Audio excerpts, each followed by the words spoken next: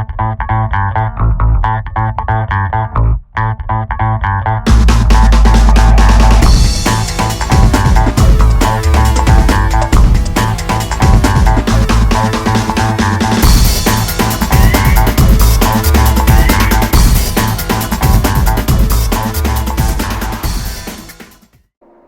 day, YouTube, and welcome back to the Trooper's Corner. I'm Trooper134, and today I'm going to be showing you how I modified my RPG gaming table by adding magnetic drink holders. That's right, magnets. How do they work? I don't know, but I know how to make them work for me.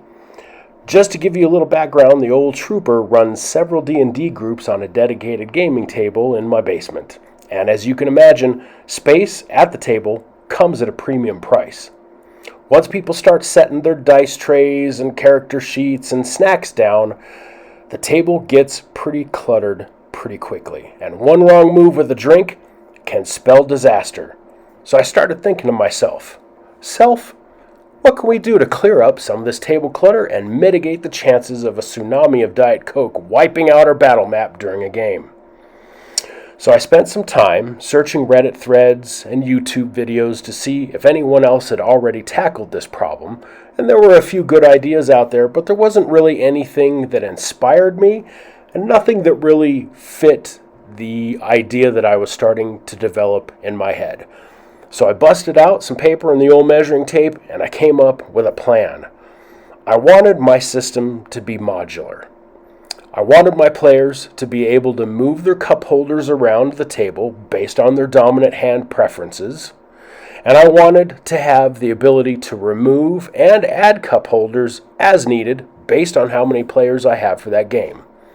So then it came to me. Magnets. There must be some kind of way to build this system using magnets. Now, personally, I think this was a pretty ingenious idea, and hopefully some of you might be able to use it for your table too.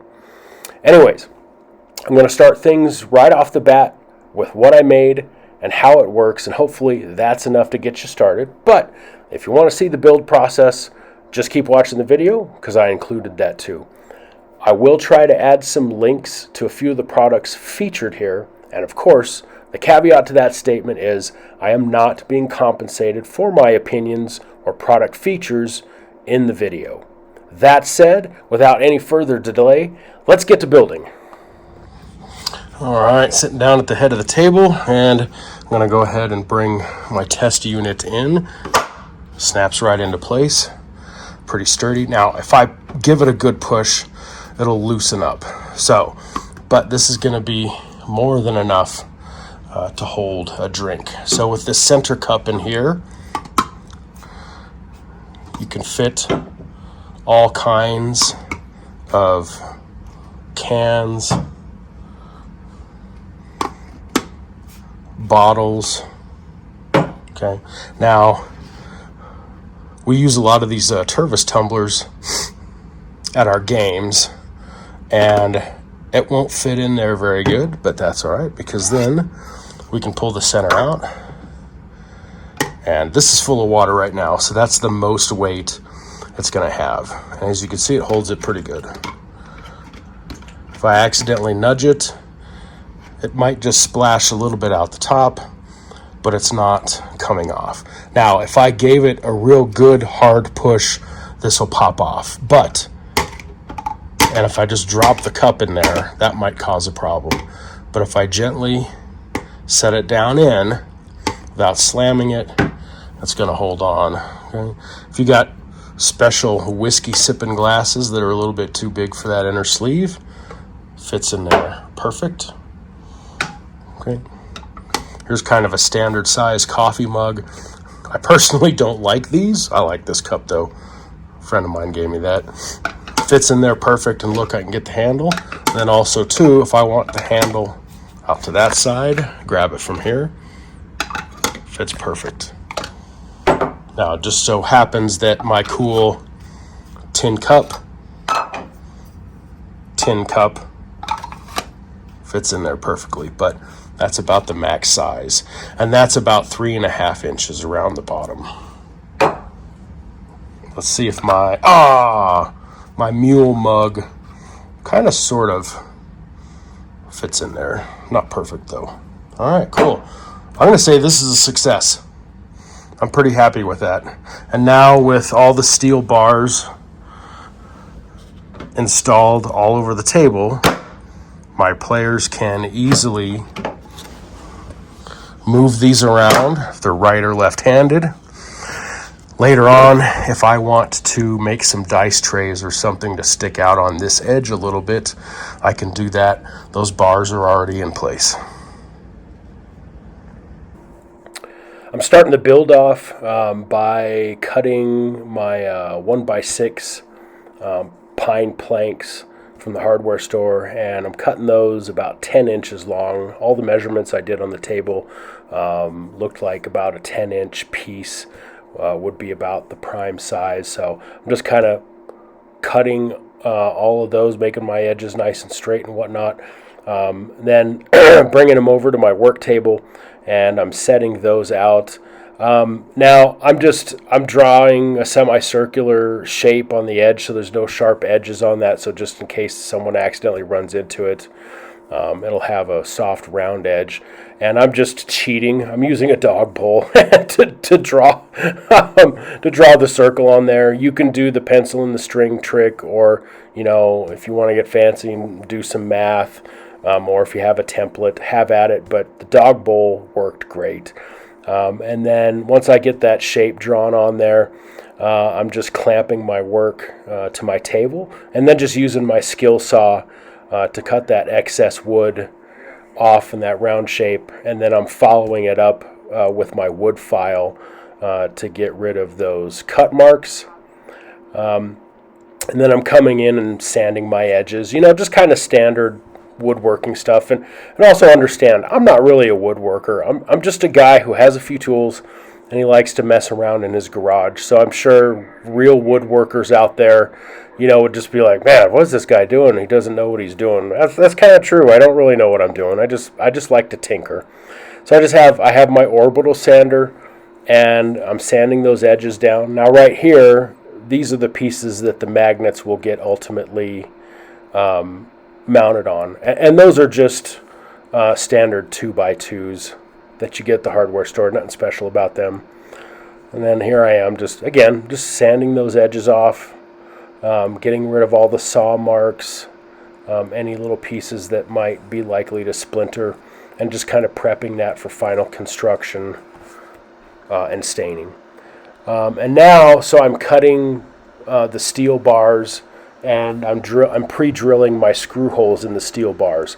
So this is just a 1-inch wide, I think like 1/4-inch stainless steel bar that I got at the hardware store. They come in like 6 or 8 foot lengths. So I'm measuring out how much I need at my table, and I'm pre-drilling my screw holes. And I'm also countersinking them. So when I screw the screw into the table, the head will sit flush with the edge of the metal. And I'm setting those screws, I'm coming in 1 inch from each end, and then measuring out, I think I was doing like 6 or 8 inches between each one, just so it's nice and sturdy and it won't warp on the table or start pulling away from the table. And okay, looks like I'm doing some more sanding. Okay, so now I'm getting ready to put those little bracer pieces on. So I'm putting down some wood glue, I'm clamping them in place, and then just zipping a couple of, I think like 1 3/4 number 6 or number 8 wood screws right in there. I like using wood screws a little bit better than nails. I know that with glue is going to be super sturdy, and short of like running over it with a car, it is not going to come apart.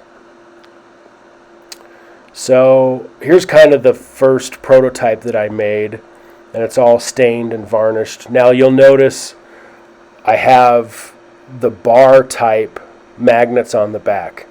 Now this part's very important. Okay, and here's the cup that'll go on, but back to the magnets. You have to use the neodymium rare earth magnets, not those black gray ceramic ones those are nowhere near powerful enough for this project. You have to use the neodymium rare earth magnets. And then I'm showing this cup off right here, but I wanted to hit upon the magnets. Now later on I decided to go with circular magnets, but they're still the neodymium rare earth ones. And I'll link those in the description, and I will link these cups in the description, because I tell you what, these cups, these are awesome. And honestly, you could literally just stick these to the top of your table and just call it good. That'll keep a drink from spilling. But the point was, I wanted to get my drinks off the surface of the table. So they come with this adhesive on the bottom that's pretty sticky. It's still sticking to the wood to this day. So anyways, let's fast forward here.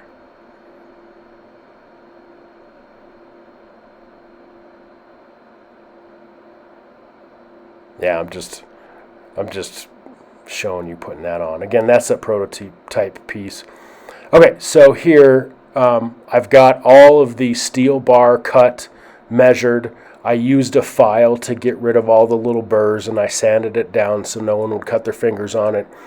And now I'm using those pre-drilled holes. I'm drilling it directly into the table along the edge, just underneath that top part there. So it's pretty cool. You can't really see it unless you bend it down and look at it. And it provides more than enough surface area to move those cup holders all over the place in virtually any position, on the table. And with using, again, wood screws, I think I used 1.5 inches or maybe 1.75 inches. I think they were number 8 wood screws to secure this into the table. That's not coming out unless I take those screws out. So here's the prototype piece with the round magnets. And I think that ended up working a little bit better. It seemed like they kind of had a little better adhesion. I don't think it mattered so much that it'll make or break your day, but I just ended up going with those round ones. And they seem to work pretty good. Now, if you actually try to force it off there, it'll come off the table. But for just regular gaming night, people putting their beers in your cup holders, these things are working pretty darn good. And then after I made the rest of the pieces, I just came through and stained them. So I'm just using a Minwax dark, I think it was a walnut stain. So I gave it 2 coats. I wanted it to be nice and dark. I wanted it to look like, or at least semi-match, the table that they were going on, so they blended in a little bit better. Plus, I like the darker wood stains. I think they look amazing, and they really bring that wood grain out, the lights and the darks and the contrasts. I'm all about contrast. I love contrast. After those were thoroughly dry, then I hit it with spray-on Minwax satin varnish. I don't like really glossy things, and I didn't want like a matte, but that satin just gives it a nice, gorgeous shine, and it'll protect it from liquids and whatnot. And it's really easy to put on, and it dries relatively quickly. Okay, everybody, that pretty much wraps it up. As always, if you have any questions or comments, please feel free to chime in down below. If you enjoyed the video, please give us a like. Maybe consider checking out some of my other related videos, or just start following the channel. Anyways, thank you so much for stopping by. This is Trooper 134 signing off, and I look forward to seeing you next time.